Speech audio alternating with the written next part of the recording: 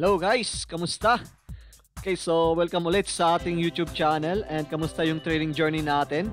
Kamusta para yung ating pagte-trade kahapon? Okay, so mixed emotions lalo-lalo doon sa stocks na ating titingnan natin ngayon guys. Okay, so yung tatlong stocks yung ating titingnan natin ngayon. Okay, so let's see. So before we start guys, maraming salamat sa ating mga newly subscribers sa ating YouTube channel. And hopefully guys na mag-enjoy at may matutunan kayo sa ating YouTube channel. Yung ating mga learning videos guys nandyan sa ating playlist. Okay, so hopefully na makatulong ito sa trading journey nyo. Hindi pa ganun karami yung ating video dyan. And hopefully na malaking tulong to sa pagtitrade nyo.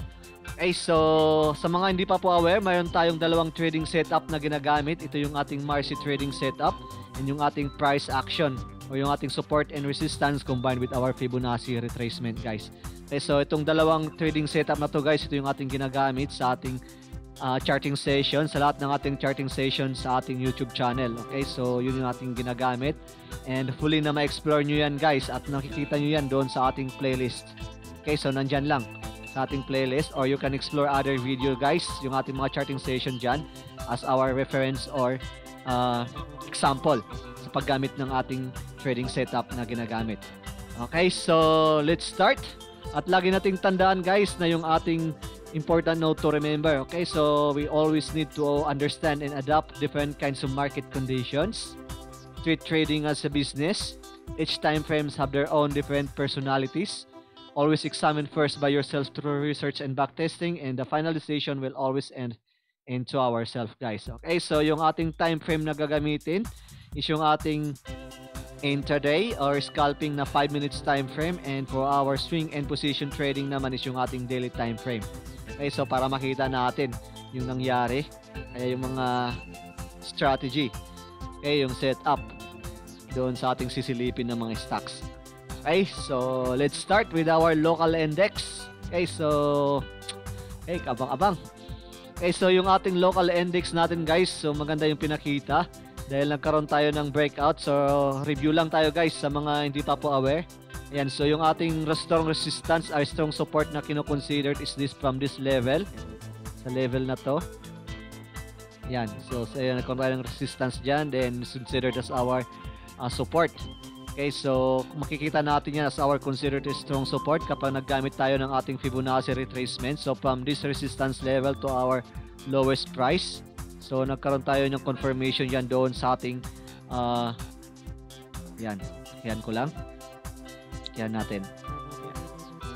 So yan, nagkaroon tayo ng confirmation for our strong support doon sa ating 0.5 level Fibo. Okay, so ang Fibo level is considered as our golden ratio. Okay, so yan, and then nagkaroon ng breakout, and nagkaroon din tayo ng breakout gamit yung ating Marcy trading setup doon sa ating long-term trading signal. Ayan, then yun, dire-diretso yung ating green candles, 5 consecutive green candles, then suddenly nagkaroon tayo ng pullback dyan, and yun, correction siya, and then nag-hold yung ating price above our MA10. So same with our short-term trading signal, nag-hold din siya above our long-term trading signal. So then nagkaroon tayo ng magandang result dyan. At kung nasundan nyo guys yung ating mga previous charting session, sinabi ko doon na I consider this as our strong resistance guys, itong gap down level na to. Okay, so yan ang ating consider as our strong resistance, and our initial resistance naman na nag-generate dyan is yung level na to guys. So nagkaroon tayo ng breakout na dyan at nagkaroon tayo ng consolidation. Okay, so mayroong consolidation na nangyari dyan dito sa ating last candle. Okay, so let's see guys, tingnan natin kung mayroong effect yung result ng election sa next week, okay, sa ating local market. Okay, so since nagkaroon tayo ng weakness na pinakakita na rin dyan, so may potential na may mga stocks pa rin na under profit taking. Okay, so tingnan natin guys next week. So far so good pa rin naman yung ating local market dahil above our M18 siya gamit yung ating Marcy trading setup. So may potential na magkaroon tayo dyan ng breakout or mag-consolidate muna siya. Okay, as long as above our MA10 yung ating price ng ating local market is good to go pa rin yan. Okay, so positive lang tayo. Okay, so let's start with our first trending stock. Unahin natin si D2. Okay, so yung sisilipin para nating stocks guys yung tatlong trending stocks kahapon. Ito yung ating stock na si Dito, Dito, Now, and C. Okay, so ito yung tatlong stocks yung ating sisilipin natin ngayon. And let's start with our first trending stock na si Dito. Okay, so maraming kinabahan, maraming natuwa sa mga nakasalo, at maraming wala lang. Okay, so watch mode lang. Okay, so anong nangyari kay Dito sa ating mga previous charting session, guys? So nasabi natin at na-mention natin doon na nagkaroon tayo dito ng sell signal. Ayan, nagkaroon tayo ng sell signal dyan gamit yung ating Marcy trading setup. Pakita ko lang, guys. Okay, so nag-breakdown yung ating short-term trading signal dyan, and the same time, kung hindi pa naka-exit kayo during that time and the end of the day, so nagkaroon tayo dito ng ating cut loss point if ever na magkaroon ng breakdown dyan. So nag-breakdown siya. This serves as our exit signal. Okay, so yung ating next support na binabantayan noon sa ating previous charting session is from this level, guys. So yan. So nagkaroon ng breakdown sa opening dyan. So nag-breakdown, then dire-diretso siya.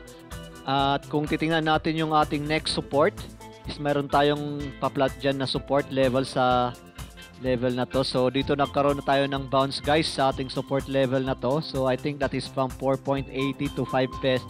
So yan, yung mga gandang saluhan dyan. Okay, so congratulations sa mga nakasalo ka agad dyan.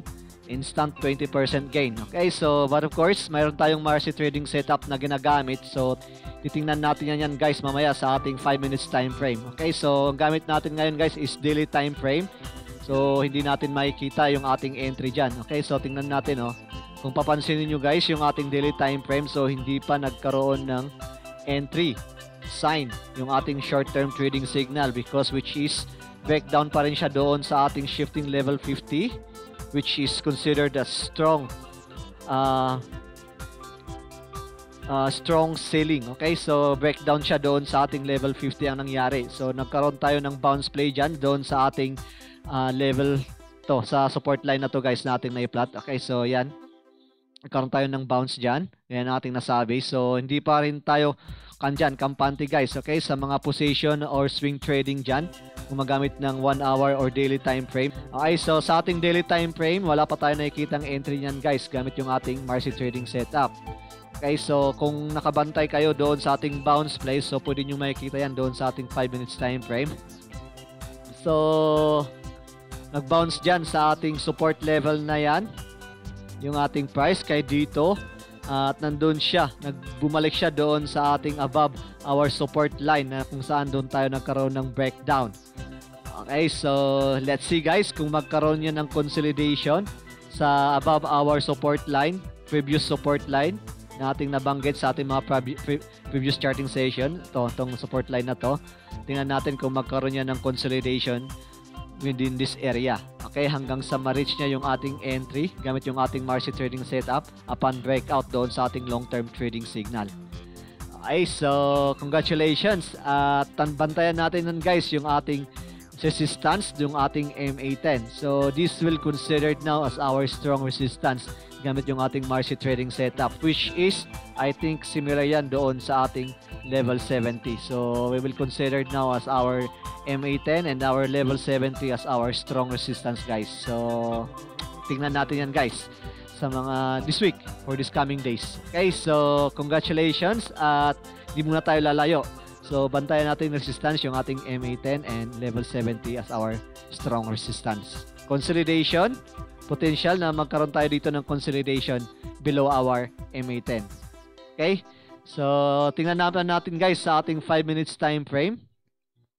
Yan, so remove ko lang yung drawing. So dito natin makikita, guys, yung ating entry for bounce play gamit yung ating Marcy trading setup. Okay, so nagkaroon tayo dito ng breakout doon sa ating bounce play or yung ating level 30 with the same time with our long-term trading signal. Okay, so nag-breakout yung ating short-term trading signal dyan, serves as our entry signal sign. Okay, so hintayin na lang natin na magkaroon tayo ngayon ng consolidation or mag-breakout or mag-hold yung ating price above our MA10. So ayan nga yung nangyari. So nagkaroon tayo ng pag-hold ng price dyan above our MA10. Yan, so that serves as our confirmation of entry sa level na to. And then yun, dire-diretso siya and then nag-consolidate dyan and then diretso yung angat pa rin yung ating price. So currently, wala pa tayong exit dyan sa mga nag-intraday or nag-scalping. So I think wala pa tayong exit na nangyari gamit yung ating margin trading setup, kundi yung ating babantayan is yung ating trail stop. Okay, so kapag nag-breakdown siya doon sa ating level 80 and our level 70. So mayroon tayong dalawang trail stop na magabantayan dyan. Level 80 breakdown or level 70 breakdown. And the same time, exit our whole position kapag nagkaroon tayo dyan ng exit signal kapag nag-breakdown siya doon sa ating levels MA10. Okay, so yan yung ating mababantayan guys for this coming week. Kaya dito gamit yung ating 5 minutes time frame.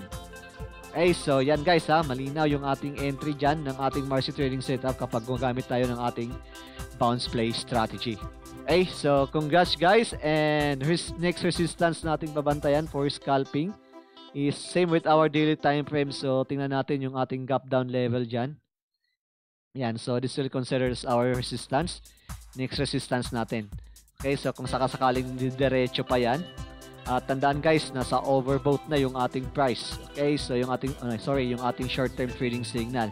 So pwede yan na magkaroon ng correction. Okay, so trail stop, set your trail stop again. Okay, so congrats and extra careful sa mga papasok. Okay, so cut loss point if ever napapasok kayo for momentum trading. So cut loss point. Okay, so medyo mataas na yung risk, guys. Okay, so cut loss point if ever na pumasok kayo, cut loss point below our MA10. Okay, so congrats and let's see guys kung ano yung mangyayari kay dito this coming week. Okay, so silipin naman natin si Now. Ihuli natin si C. Si Now sa ating 5 minutes time frame. Ayan, so nagkaroon tayo ng exit and entry dyan. Okay, so nagkaroon tayo ng breakdown. And hinintay natin na mag-trigger yung ating entry signal gamit yung ating margin trading setup. So nag-triggered siya dyan, nag-hold yung price above our MA10. So nagkaroon tayo ng entry. Okay, so nagkaroon tayo ng entry at yun, ginawa niyang resistance yung ating level 70. Okay, so history. Ayan, so nagkaroon tayo ng resistance dyan sa ating level 70. Ayan, no? Boom, boom, boom. And yun, upon reaching our level 70 resistance, then nagkaroon ng profit taking and then bumagsak, nagkaroon tayo ng exit signal dyan. Okay, so tandaan guys, scalping yung pinapakita ko. Okay, so 5 minutes time frame yung ating tinitingnan. So nagkaroon ulit tayo ng entry dyan and entry ulit doon sa ating short term trading signal. Okay, so yan, then boom, breakout. And nag-breakout siya sa ating level 70 and serves as our trail stop ulit yung ating level 80 guys. Okay, so ganyan guys yung ating play gamit yung ating margin trading setup sa mga intraday time frame. Okay, so congrats at kung nahuli nyo yung mga ganitong play sa ating stock na si Now. Okay, so currently wala pa tayong full exit dyan kundi trail stop yung nag-triggered at kapag nag-breakdown yung ating price below our MA10 or kapag nag-breakdown doon sa ating long-term trading signal, so that serves as our exit point. Okay, so congratulations sa mga nag-intraday dyan. Okay, so sa mga veteran dyan. Okay, so our next resistance is from this level. Kung sakasakali naman nagkadire-diretso pa yan. So bantayan natin yan guys. So this serves as our strong resistance so far. Okay, so maganda yung pinakitang correction dyan and entry. Pasok pa rin siya sa ating entry. Yung ating 5 minutes time frame and cut loss point below our support line or MA10. Okay, so silipin naman natin sa ating daily time frame. So, ang ganda ng mga bounce play sa tatlong stocks na to. Okay, so sa ating daily time frame, nagkaroon tayo ng bounce sa ating support line. So, kitang-kita naman natin. Okay, so maganda tayong support dito sa level na to. Ayan, so dyan. So, nag-bounce siya. Congrats guys. Okay, so ang lulupit ng mga bounce trader natin dyan. Okay, so saktong-sakto yung pag-bounce and sa mga nakasakay dyan, congratulations. But so far, based doon sa ating margin trading setup, wala pa tayo nakikitang entry guys. Okay, so need to break our shifting level 50 or yung ating long-term trading signal para magkaroon tayo dyan ng entry for position play or swing play. Okay, so dapat mag-break din siya doon sa ating MA10. Okay, so malamang na mag-consolidate yung ating price below our MA10 or above this support line. Okay, so let's see guys kung this week is maging favor pa rin kay now yung ating bias. Okay, so congratulations and let's see. Ito, maganda. Ito, magkaroon ng breakout above our MA10 this week. Okay, so sa ngayon, consolidation yung ating babantayan at mag-hold yung price above our support line. Okay, now. Okay, so resistance pala. Okay, so yung resistance, of course, yung ating resistance is yung ating level. Ito, so yung ating MA10. Okay, so pwede natin tingnan yan sa ating Fibonacci retracement guys. Okay, so pwede natin tingnan yan sa ating Fibonacci retracement from this breakout. Okay, so from this support line, so pwede natin tingnan yan. So from this part to that part. Ayan, so ayan. Meron tayong resistance doon sa ating 5 pesos. Okay, so 5 pesos. Okay, so almost yan. Pwede natin bantayan yan. And this from this level 0.618. So let's see. This serves as our guide. Okay, so next, CC. CC. Okay, so CC.